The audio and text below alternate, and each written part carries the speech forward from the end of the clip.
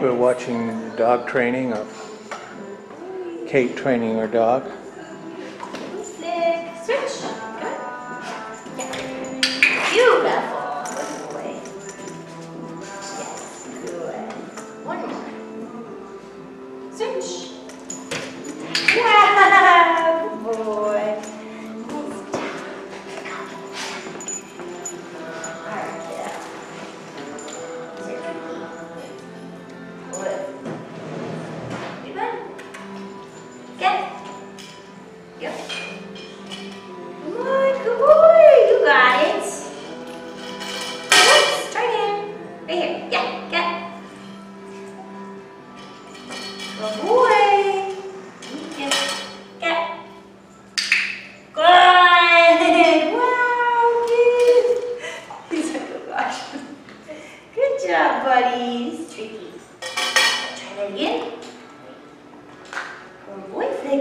Another dog over here being trained by a person in a wheelchair. That's so good! Nice! He's starting to walk with that He's posing for the camera, this dog.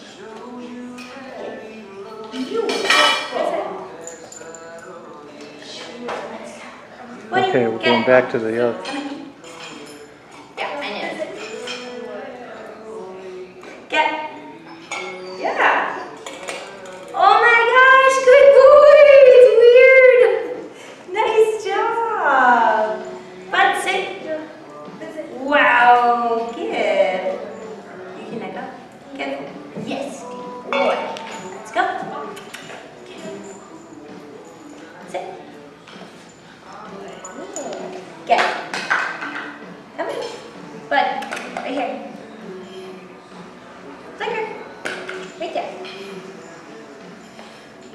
Good try, that's weird. Good boy!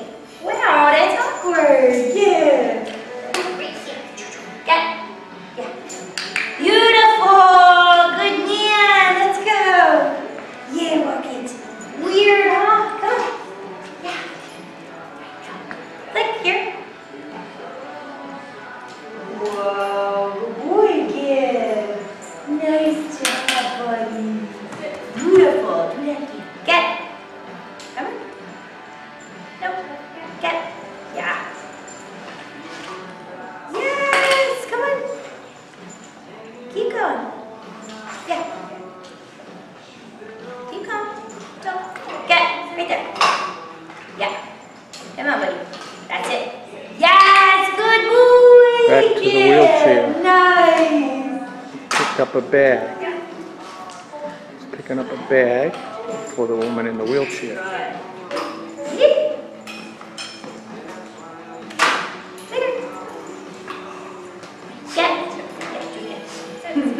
Yeah, good boy, come on, sit. Beautiful, good, nice work. Get. Hey, good boy, nice job. Good. Okay, we're gonna sit. She's having too much fun. Get. Come on. Ooh, that's a good boy, come on. Yeah, good boy, wow. Good job, buddy. Nice, good. Get. Wow, good boy. Come on, buddy. So helpful. Sit. Good. Good. Good job, buddy. Hey.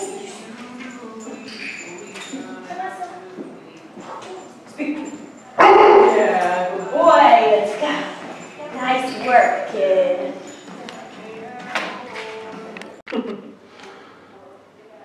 Good afternoon. I'm Fred Milliken, representing DFW Pet Sitters Services, and I'm here with Courtney Craig from Canine Companions. And we're here to talk about DogFest, coming up on October 6th. It's a Saturday, right, Courtney? October 5th, Saturday, yes. October 5th. See, I had it wrong. Remember that, October 5th. And beside me is a beautiful dog. And this dog is a breed, it's a golden retriever? Or? He's a Labrador Golden Retriever cross. Okay. His name is Flicker. Flicker. Hello, Flicker. He's a good boy. Yeah, look at it. He looks at me, huh? You Right. recognize your name. That's right. But I'm a stranger. Good dog. Good dog. Okay, so tell us a little bit about DogFest and what it does. Sure, DogFest DFW is a family and dog-friendly event held here in Irving at our facility, open to families across the Metroplex to bring their pet dogs, bring their families, and participate in a day of fun with games and live music and food and all kinds of things. So it's a fundraiser to raise money for service dogs. Right, yes. And that's what Canine Companions does. It supplies service dogs free of charge. Correct. Yeah. To many different types of people. Perhaps we can go into a few of those. The deaf, the veterans and so forth. Yep, so we place our dogs with children and adults and veterans with a wide variety of disabilities.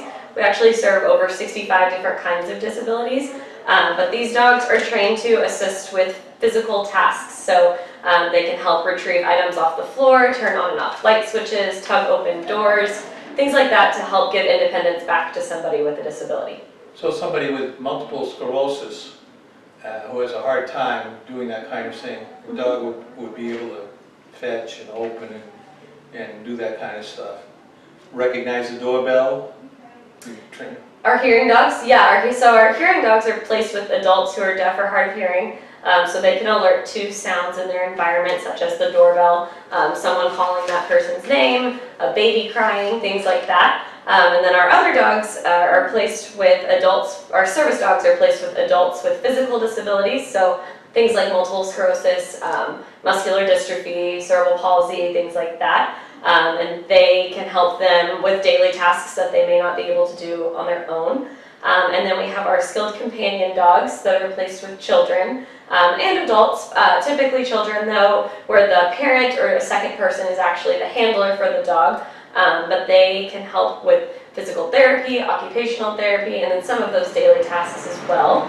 And then we also have facility dogs. And so those dogs work full-time at a facility. They're placed with a professional who works there full-time, and they work with their clients. So children's hospitals, DA's offices, children's advocacy centers, anywhere that serves a client base that could benefit. And then we also place dogs, service dogs with veterans with PTSD. So a facility dog is working with many different people in an institution, whereas otherwise the dog is working with an individual. Correct, yes. Okay. And I'm just going to turn the air off real quick because I feel like it's going to give background noise.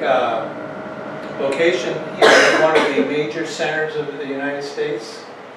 Yes, so Canine Companions for Independence has 6 facilities across the country. Our one here in DFW is the 6th and the newest region. Ah, okay. So a regional would do everything, whereas a local club or something would be just support. Sure, yes, we have volunteer chapters across the country as well. There's probably about 30 across the country, and those are groups of volunteers. But our 6 regional facilities is actually where our staff work and where our professional trainers are, where they're training these dogs every day. So you have a number of people that do volunteer stuff. Discuss with a minute with puppy raisers and breeder caretakers and volunteers and service clubs. I see 4 areas where, and this is all unpaid or volunteers. Mm-hmm. So puppy raisers would take care of a dog while it's going through training? Yep, so our puppy raisers are amazing people. They bring in one of our dogs at just 8 weeks old, so as a tiny little baby puppy, and they do all of the basic obedience training for us at the beginning for the first 1.5 years or so. The dog lives with them full-time in their home, and then they take them out in public. They get them used to the world. These dogs, once they graduate, are going to be going out and about with their handlers, and so they have to be used to all different kinds of environments. And so the puppy raisers play a really big part in that. And like I said, they keep them for about 1.5 years, and then they give them back to us. And then they spend 6 months or so here at one of our facilities with our professional trainers after that, where they're learning the more advanced commands like retrieving items and tugging open doors and things like that before they're ultimately matched with somebody. I hear from reading a little bit on your literature that 50% of the dogs don't make it. That's correct. Yes, we do release dogs from our program for a variety of reasons. We will release them for medical reasons. If the dog is not 100% healthy, we're not going to place them with someone with a disability. And then we'll also release them for behavioral reasons. If they don't want to be a service dog and that's not the path that they want to be on and it's not their best fit, then that's okay. And we'll release them from the program and they'll become a pet dog. A lot of times they might go on to do therapy work and things like that outside of our program. I hear they make good family dogs though. Yes. Pretty well trained. Definitely, yes. Yeah, we have a long list of people asking about our dogs who get released from our program. So it's kind of soup to nuts program. I mean, you fundraise for it, you train, you then work with the people that you give the dogs to. They come in, and we're inside a little cottage where a person would stay here. How long would they when they come to get their dog? For about 2 weeks. They'd stay here 2 weeks, and then the staff works with them every day, and then they come back here and eat and go to bed, and the dog sleeps with them. Correct. Yeah. So yeah, like you said, our program it's very full circle. So we have our own breeding program.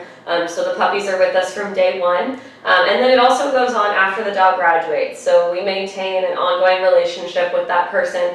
We're there for support if they need anything, if they need help with anything, and to support them throughout the 8 to 10 years that dog is working for them. That's wonderful. It's wonderful. I see you here in Irving, Texas, at the Baylor Scott White campus. Now, does the hospital supply any money or help with this program?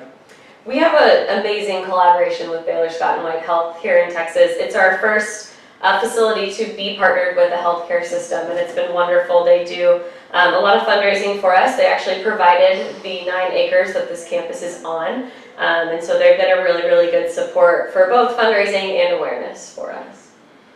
So DogFest is one of the programs you have to raise money for all this. It sounds like pretty much a soup to nuts program. Like you say, full circle. You breed the dogs, you train the dogs, you work with the people. I mean, you do everything. Yes. Everything. Yes. So this takes money. Absolutely. Yes, each of our dogs is actually worth about $50,000 from start to finish, but we provide them free of charge, and really the only reason we're able to do that is from our donors and our supporters and our fundraising events like DogFest. Do you get any corporate donations too? Yep, we have some really great corporate partners as well. So I was looking at some of the figures for DogFest, and the amount of money you expect to raise I thought was pretty strong. What do you give me an idea what you might think you might get out of this? Our goal this year is $75,000. That's a really big goal, but it's something we're really excited about. And we are well on our way to meeting that, and it's really just thanks to the DFW community and all of our volunteers and our graduates and our donors and those who support this program. And then the day out is really a celebration. So that morning, everyone comes here to our campus for the fun activities and games. There's games for dogs, there's games for kids, and there's food and live music, and it's really just a celebration of all the fundraising that has happened. So as soon as this is over, you're starting on the next year. Pretty much, yes.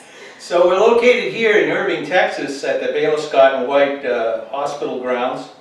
The Kincaid campus it's called? Kincaid. Kincaid campus at 7710 Las Colinas Ridge. And the DogFest starts at 10 a.m. Saturday, October 5th with registration, and then you're off and running at 10:30, and it ends about 1 p.m. That's right, and it is completely free to register. Free to register, no cost. You can bring your own dog. You're going to do a dog walk and get sponsors to do your dog walk so you can raise money for this worthy cause. And if you can't come, you can also donate, right? That's Send right. a check in? Absolutely. All right. So I think this is a wonderful, wonderful cause, and I did not know it was right here in our midst, and so I'm out on a program to try to publicize what you do, because I think it's really, really something special. We appreciate it. Thank you. Okay, so you all come out now and support this program.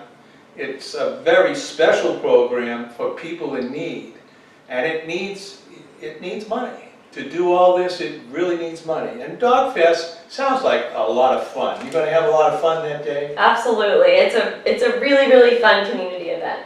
Okay, so we're going to say goodbye to Courtney Craig and wish DogFest well.